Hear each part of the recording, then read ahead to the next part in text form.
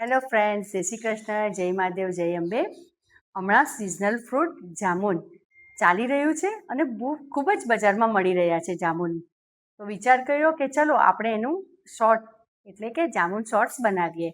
અને બહુ ઈચ્છા ઇન્ગ્રીડિયન્ટ્સથી બની જતું હોય છે અને ઘણા બધા યુટ્યુબ પર વિડીયો મૂકતા જ હોય છે. પણ મેં વિચાર કર્યો કે મારા વ્યૂઅર્સ માટે હું પોતે મૂકું, તો એ મેં મૂક્યું છે the kitty diaries by Nikita. તો please subscribe, like, bell icon દબાવવાનું ભૂલતા નહીં. આજે આપણે એક ડ્રિંક બનાવવાના છે અને તમને ખબર જ છે કે હમણાં મેંગોની સિઝન ચાલી રહી છે. તે જ રીતે આપણા સિઝનલ ફ્રૂટ બજારમાં મળી ગયા છે જાંબુન. તો ખૂબ સરસ જાંબુન હતા. તો વિચાર કર્યો કે જેમ આપણે મેંગોની ઘણી બધી રેસીપી મૂકી છે મારી YouTube channel the kitty diaries by Nikita પર, તેવી જ રીતે આપણે સિઝનલ ફ્રૂટ જામુન, તો જામુનની રેસીપી પણ મૂકી દઈએ. તો આજે આપણે બનાવશું જામુન શોર્ટ્સ. તો જામુન શોર્ટ્સ બહુ જ ઓછા ઇન્ગ્રીડિયન્ટ્સથી બની જતું હોય છે અને ક્વિક બની જતું હોય છે.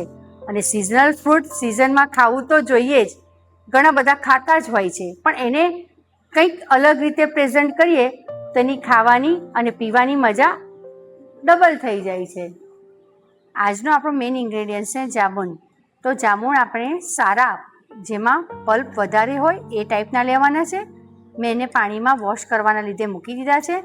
ત્યારબાદ આપણી શુગર, જે તમે તમને અકોર્ડિંગ એટલે ટેસ્ટને અકોર્ડિંગ લઈ શકો છો.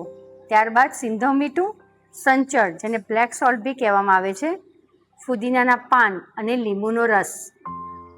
આપણા જારમાં આપણે પહેલાં જાંબુના જે આ રીતના આની અંદર થળિયા હોય છે તો એનો પલ્પ લઈ લેશું. આ રીતે આપણે બધા જાંબુને એના થળિયા કાઢીને એનો પલ્પ લઈ લેશું જારની અંદર. હવે આપણે જારમાં જાંબુન સમારી લીધા છે અને બીજી તરફ આપણે એની અંદર આપણું સિંધવ મીઠું ટેસ્ટને અકોર્ડિંગ, અને બીજી તરફ આપણે એના પ્રેઝન્ટેશનની પણ તૈયારી કરતા રહેશું. તો આ રીતે મીઠું લઈ લીધું છે. ત્યારબાદ આપણું સંચર,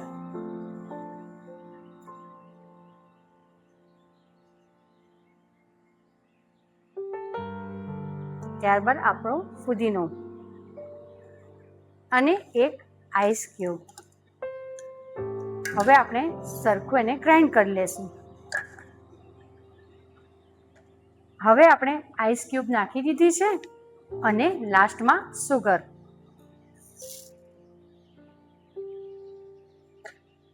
હવે એને ગ્રાઇન્ડ કરી લેશું. જો આપણું ખૂબ સરસ જામુન શોર્ટ રેડી થઈ ગયું છે.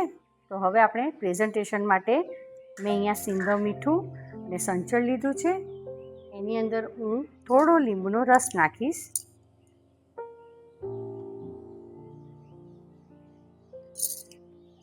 અને ત્યારબાદ આપણે જે ગ્લાસ લીધા છે સર્વ કરવા માટે, તો તેને આ રીતે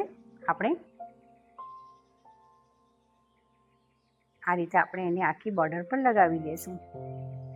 તો આપણા જામુન શોર્ટ રેડી થઈ ગયા છે. તો આપણે એને આ રીતે સર્વ કરી દઈશું.